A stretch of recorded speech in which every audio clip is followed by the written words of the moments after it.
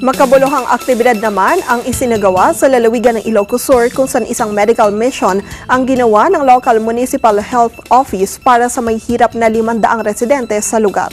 Mareport si Nelson Mendoza.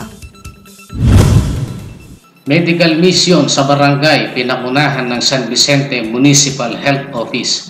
Halos 500 residente ng barangay Bayubay, San Vicente, Ilocos Sur ang nakinabang sa isinagawang dental and medical mission sa barangay. Ito ay pinangunahan ng San Vicente Municipal Health Office at sa pakikipagtulungan ng mga LGU sa bayan ng San Vicente. Namahagi ng mga libreng gamot at libreng konsultasyon ng higit na nakinabang ay ang mga senior citizens. Ang ganitong mga proyekto ay isinasagawa sa iba't ibang barangay sa bayan ng San Vicente upang ganap na masubaybayan ang pangangailangang medikal ng mga residente. Mula dito sa bayan ng San Vicente, Ilocos Sur, Nelson Mendoza, Eagle News.